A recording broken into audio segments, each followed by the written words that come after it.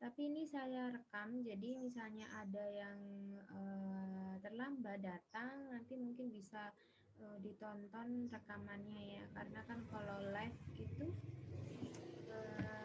ada batas waktunya.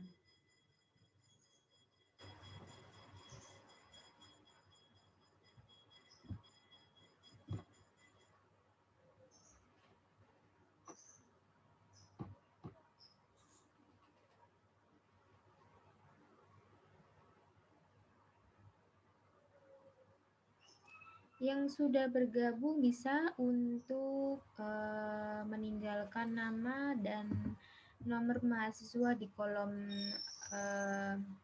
chat, di kolom komen ya.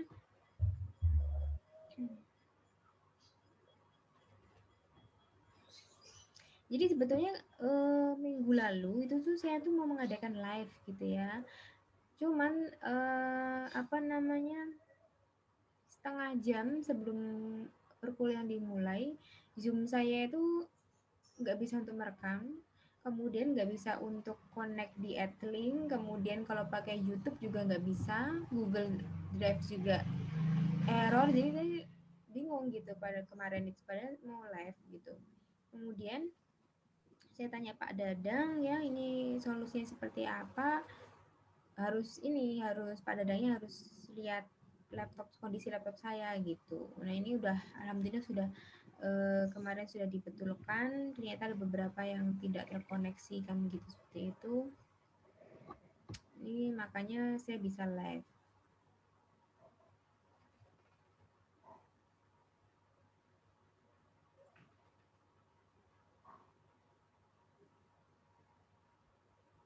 Mungkin 5 menit lagi ya saya akan coba untuk mulai.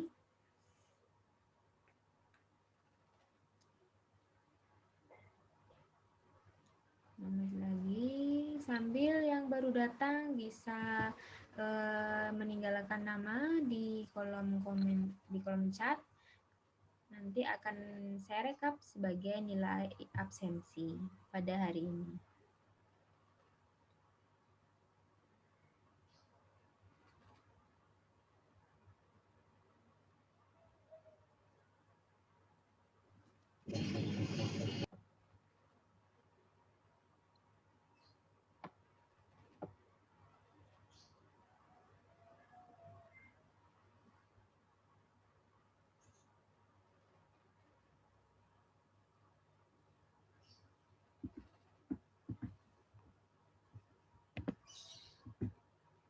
Oke, 5.15 saya akan mulai.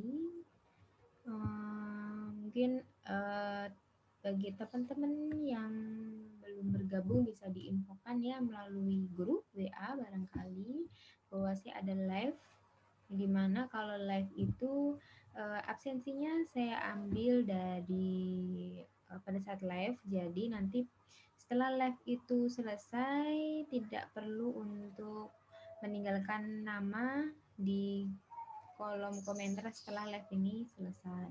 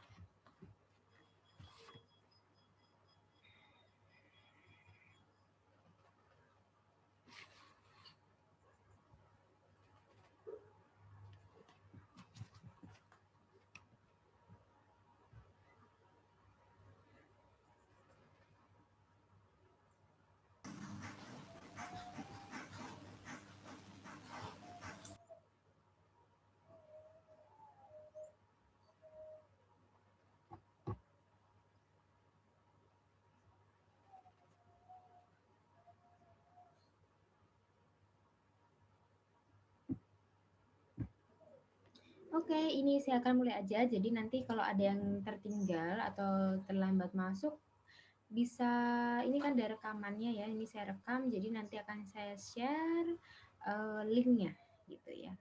Baik, pada hari ini kita akan belajar. Oke, maaf. Assalamualaikum warahmatullahi wabarakatuh. Waalaikumsalam warahmatullahi wabarakatuh. Ya, pada hari ini bertemu dengan saya kembali untuk mata kuliah ekonomi koperasi ya.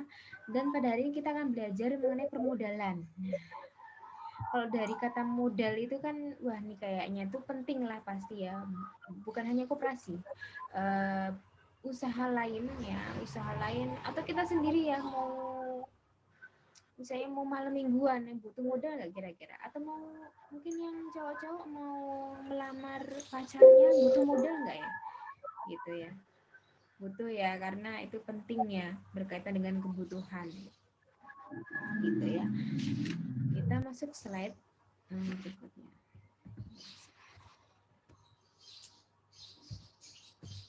Nah, ini dia. Mengapa modal pada koperasi itu memiliki kedudukan yang penting? Nah, ini dia.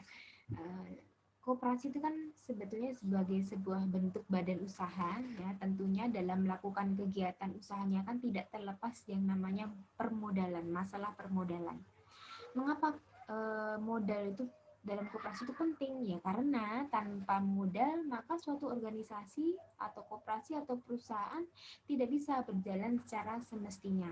Nah, di sini biasanya kalau koperasi itu modalnya itu berasal dari iuran para anggotanya. Tapi ada juga yang dia itu modalnya dari luar anggota, misalnya pinjaman dari perbankan gitu bisa.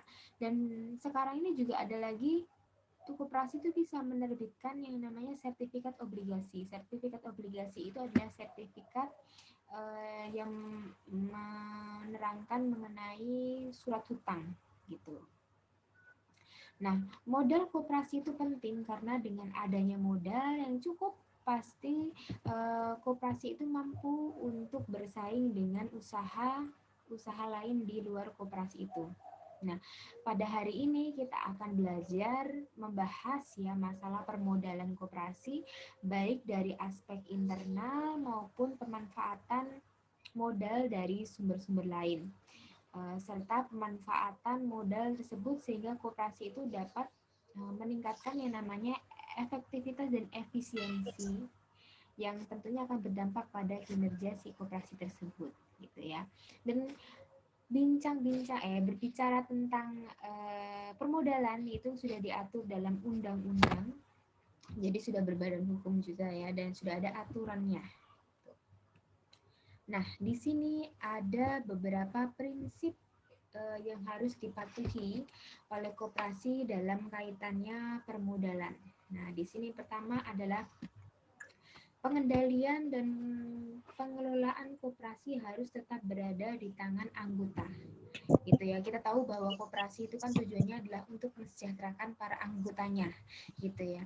Dan kepemilikan itu berada di tangan anggota, gitu. Jadi jika ada kaitannya mengenai pengendalian dan pengelolaan koperasi, ya tentunya itu ada di tangan anggota.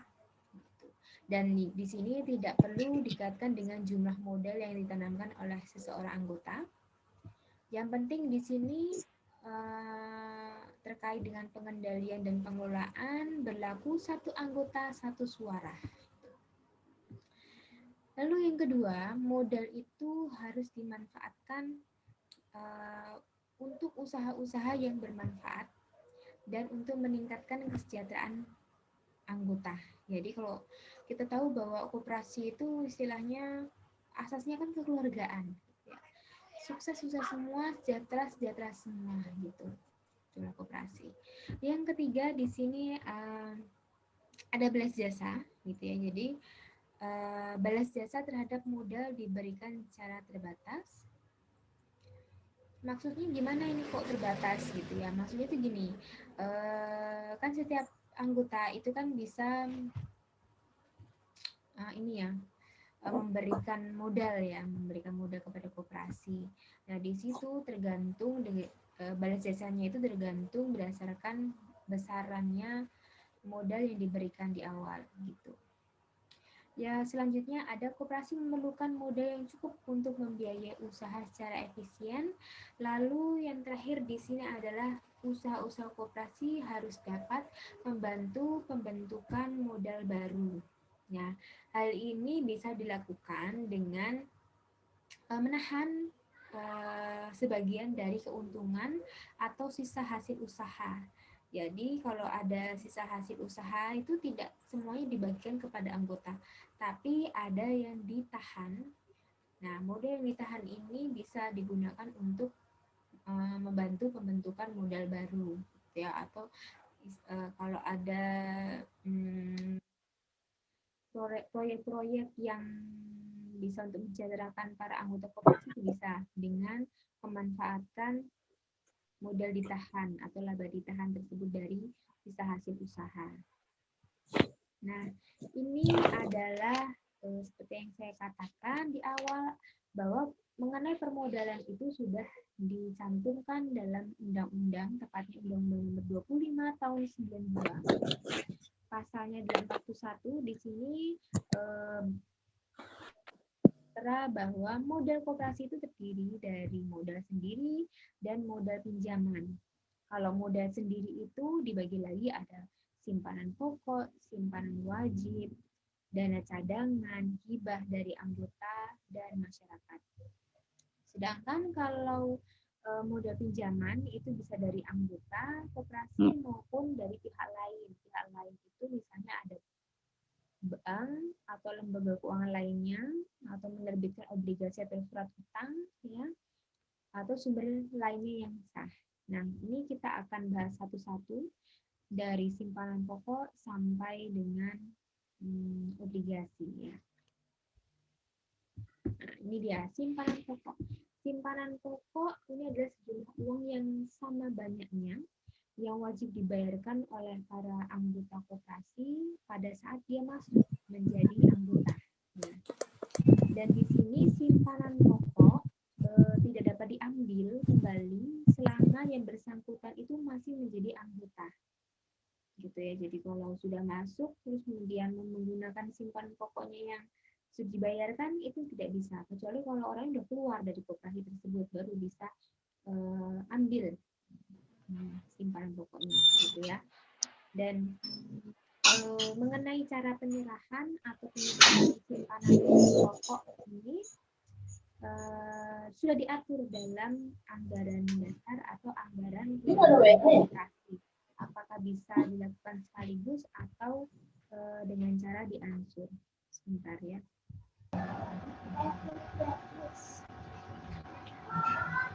Ikan ya? Oke. Mas. Nggak usah, aku ke kuliah.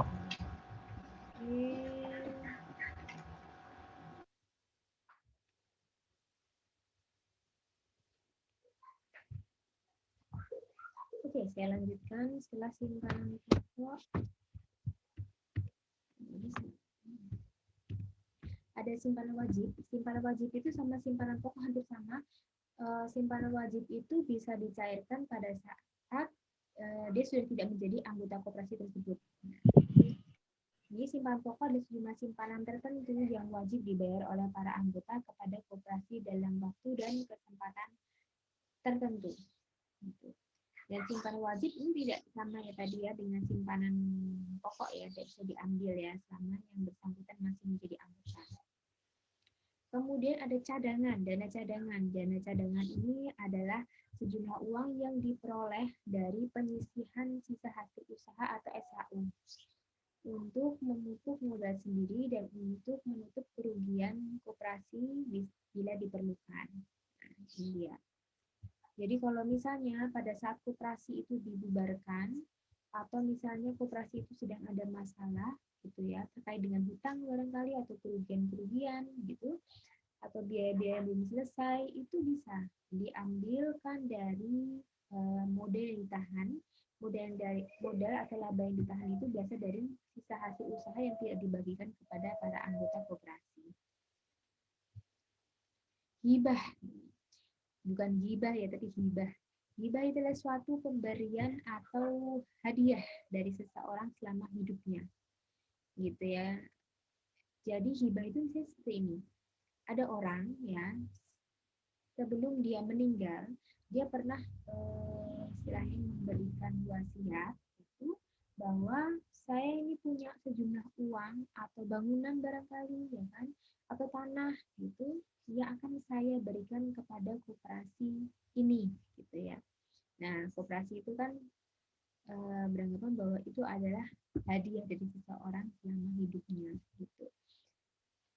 Bisa baik bergerak ya, benda bergerak, misalnya mobil, kendaraan gitu kan ya, atau benda tetap. Tadi seperti saya katakan ada bangunan atau tanah itu bisa.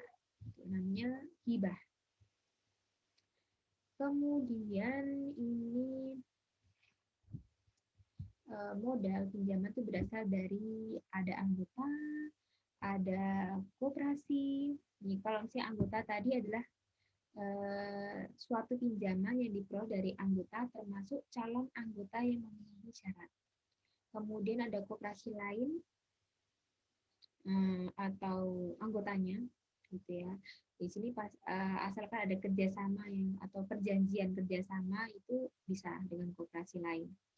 Kemudian ada bank dan lembaga keuangan lainnya. Kemudian ada penerbitan obligasi dan surat hutang lainnya, atau di sini sumber lain yang sah, pemberian saham kepada koperasi dari perusahaan PT atau perseroan terbatas. Ini dia. Apakah koperasi dapat menerbitkan obligasi? Ya, obligasi tadi surat hutang bisa ya, tadi sudah saya terangkan. Sulit atau mudah ya? Nah, sulit atau mudah kan pasti harus tahu prosedurnya, persyaratannya, gitu ya. Nah, untuk mengetahui sulit atau tidaknya, nah, kita akan bahas tentang persyaratan penerbitan obligasi surat hutang, gitu ya. Yang pertama, emiten itu harus mempunyai modal yang telah disetor itu minimal itu adalah 200 juta. Kemudian dalam 2 tahun terakhir secara berturut-turut dia memperoleh laba, gitu ya. Kemudian yang ketiga, laporan keuangan telah diperiksa oleh akuntan publik atau negara dan dalam 2 tahun terakhir sudah secara berturut-turut dengan pernyataan wajar tanpa syarat untuk tahun terakhir. Lalu yang terakhir di sini memiliki rekomendasi dari Bank Indonesia. Jadi kadang tuh Bank Indonesia itu punya catatan. Nah, catatan apakah pihak yang mau mengajukan obligasi ini ada histori cacatnya atau tidak ya, gitu. Nah, tentang jumlah obligasi yang dapat diterbitkan dan jika perusahaan tersebut berupa bank. Kemudian ini selain persyaratan yang sudah dibahas tadi, dalam proses obligasi perlu dilibatkan beberapa unsur, antara lain pemodal. Ya, pemodal itu bisa perorangan atau lembaga yang menanamkan modal. Lalu ada penerbitan prospektus, ya. Di sini yang membuat keterangan lengkap dan jujur mengenai keadaan perusahaan dan bagaimana prospeknya, gitu ya. Jadi kalau menerbitkan obligasi kan pasti harus tahu gitu ya, kira-kira nanti bisa ngembaliin atau enggak ya, kedepannya seperti apa ya, gitu. Keadaan perusahaan atau koperasi saat ini seperti apa ya. Jangan sampai lagi kolab nih, kolab kemudian untuk kedepannya belum tahu gitu, nanti nggak jadi cair untuk penerbitan obligasinya gitu. Lalu yang ketiga, penjamin emisi efek, itu lembaga perantara emisi ya yang menjamin penjualan efek obligasi. Lalu yang keempat ada wali amanat, yaitu lembaga yang ditunjuk emiten yang diberi kepercayaan untuk mewakili kepentingan para pemegang obligasi. Lalu yang terakhir di sini ada penanggung. ada lembaga yang menanggung pelunasan kembali pinjaman pokok obligasi dan membayar bunga emiten bila emiten tersebut cedera janji atau ingkar janji. Janji di sini. Oke. Kemudian berkaitan dengan penyisihan laba. Jadi tadi kan disebutkan ya bahwa bisa didapat dari sumber lain, yaitu penyisihan laba BUMN atau BUMD. Di sini penyisihannya adalah 1-5%, dan sumber pemodalan ini sebenarnya sudah diatur ya dalam undang-undang juga, bahwa penyisihan 1-5% dari laba BUMN atau BUMD. Ini kaitannya tentang pembinaan perkoperasian. Ya, ini juga sebagai salah satu perhatian ya dari pemerintah terkait dengan koperasi. Dan modal dari BUMN atau BUMD ini ditujukan untuk peningkatan yang namanya kemampuan modal kerja atau pengadaan bahan baku dan modal usaha. Kemudian penggunaan dana itu bisa diarahkan untuk beberapa hal. Yang pertama ada pelatihan, diklat ya, pelatihan dan pendidikan untuk koperasi primer. Di sini bila mungkin dalam jangka panjang dalam bentuk pinjaman lunak. Lalu yang kedua ada investasi yang bermanfaat bagi penguatan modal koperasi primer. Yang ketiga ada sebagai dana jaminan. Yang keempat pembelian saham perusahaan swasta, dan yang terakhir di sini adalah pemasaran dan promosi hasil produksi.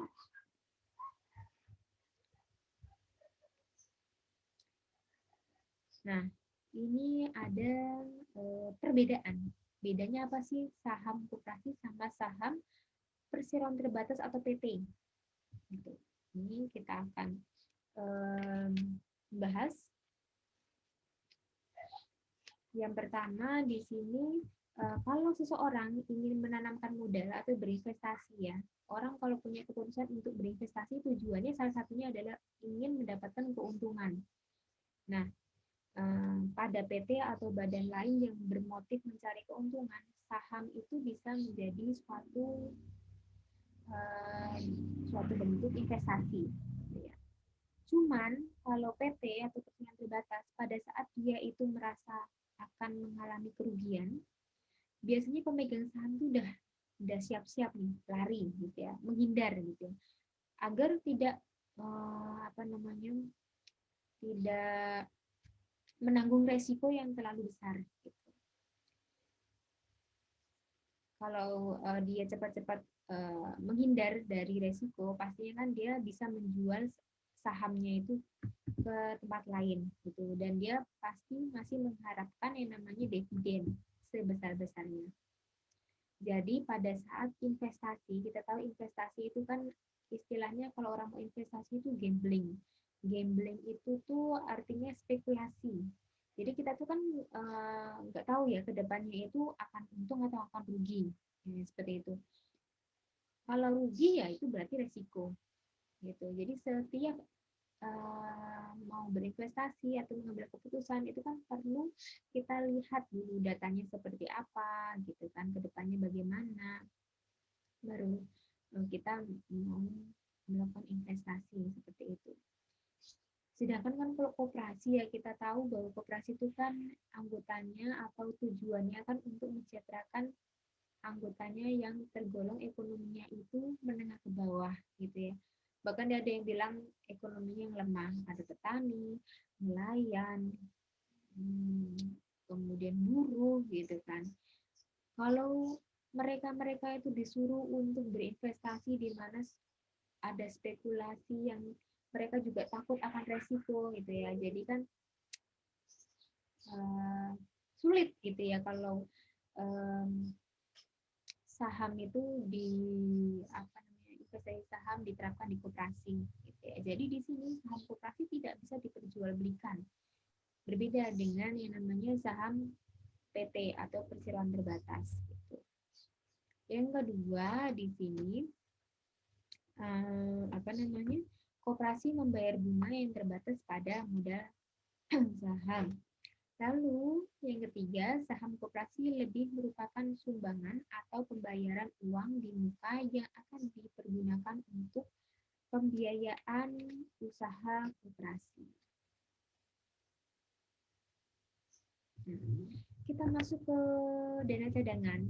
Dana cadangan ini juga sudah diatur dalam undang-undang, tepatnya tadi ya, Undang Nomor 25 tahun 92, bahwa dana cadangan ini adalah sejumlah uang yang diperoleh dari penyisihan sisa hasil usaha yang dimaksudkan untuk memupuk modal sendiri dan untuk menutup apabila si koperasi tersebut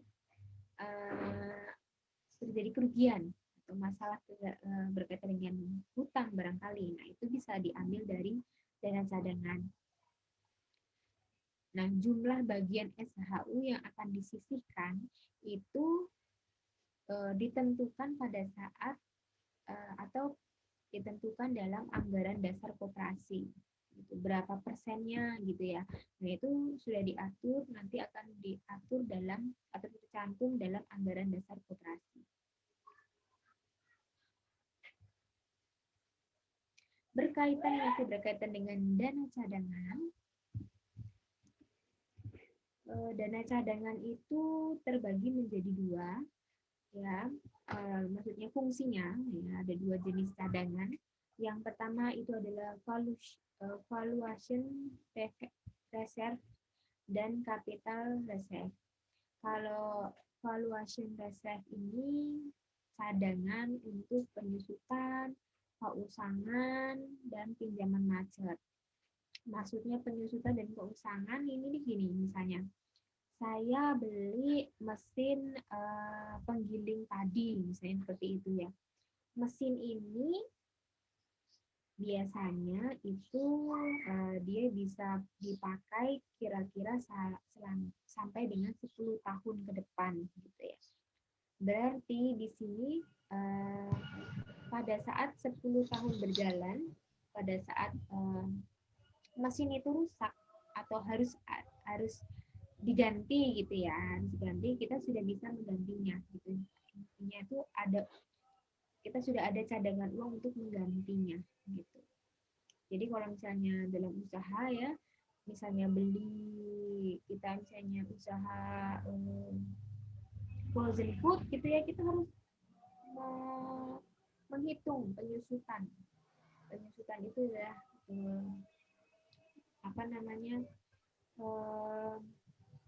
pengeluaran yang tersembunyi, termasuknya pengeluaran yang tersembunyi ya.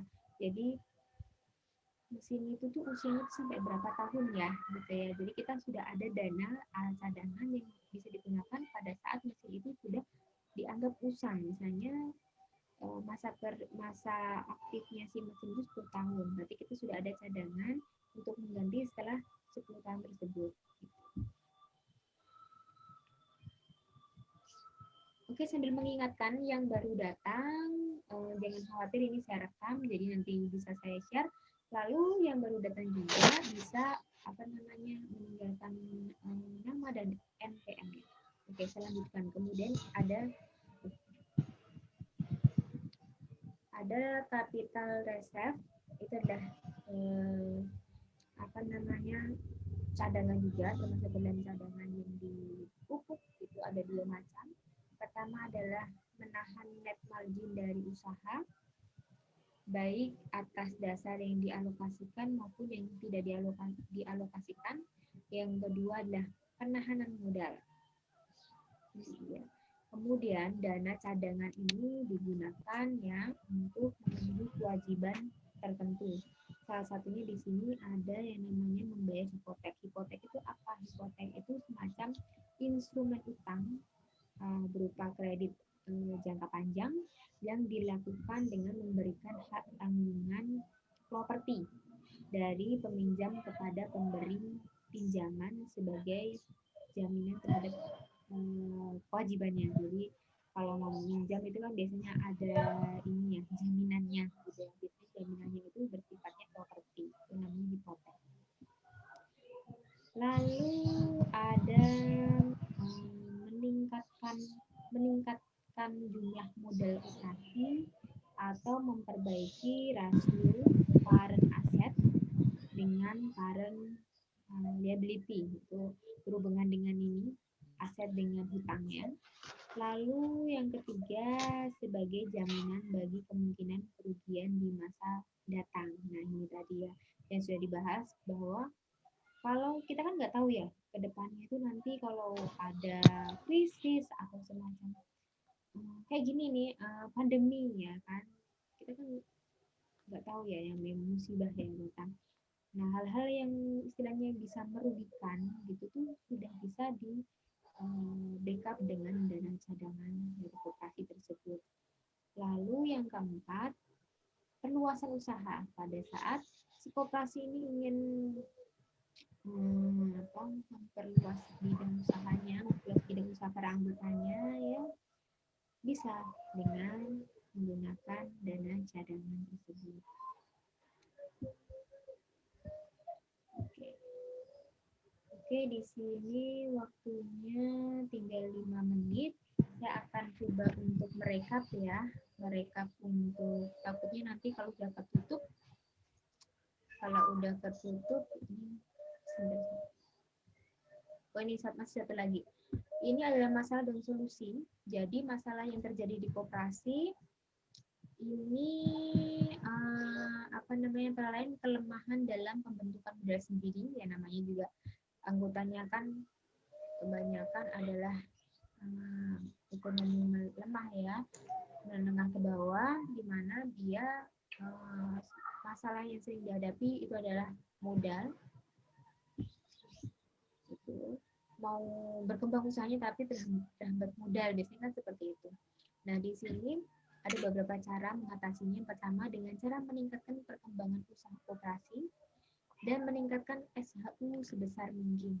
Nah ini dia. Lalu yang kedua mensosialisasikan koperasi dan membuat citra yang baik. Ini dia.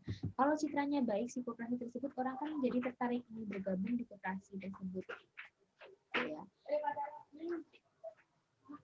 Lalu yang ketiga meningkatkan kinerja atau sumber daya manusia pengurus koperasi. Jadi si pengurusnya itu juga harus meningkatkan kinerjanya, mungkin ada pelatihan ya, pembinaan gitu, cara mendampingi itu ada pelatihannya. Bagaimana si pengurusnya juga bisa mendampingi, maksudnya mendampingi itu mengarahkan para pelaku UMKM gitu. Jadi kalau si UMKM punya masalah ya didampingi, saya bagian keuangan. Oke, diarahkan mungkin ini butuh permodalan atau seperti apa, diarahkan seperti itu.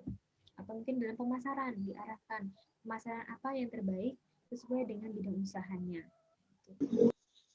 Nah, karena saat ini masih banyak yang ketergantungan pada subsidi atau sokongan permodalan yang berasal dari pemerintah. Memang masalah ini umum yang terjadi seperti itu.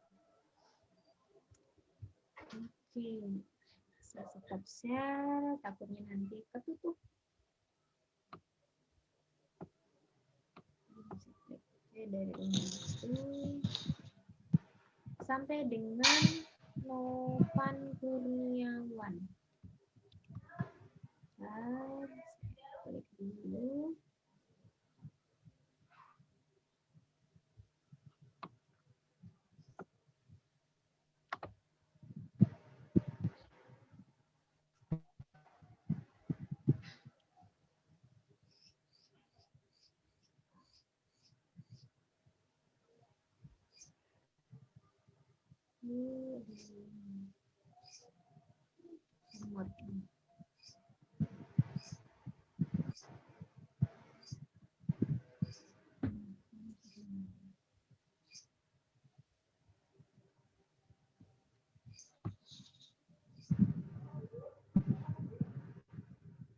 Masih ada 3 menit lagi, ada yang belum absen.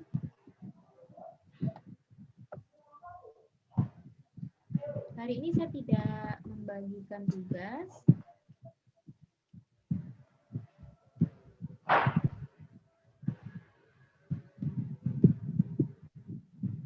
Untuk rekaman nanti setelah saya selesai download, mungkin akan saya share ke admin.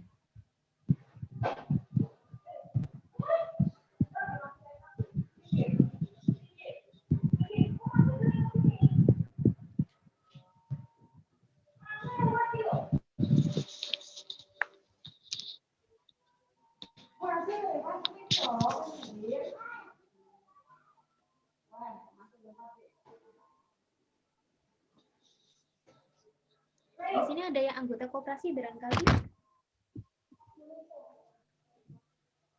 Atau malah jadi pengurus koperasi?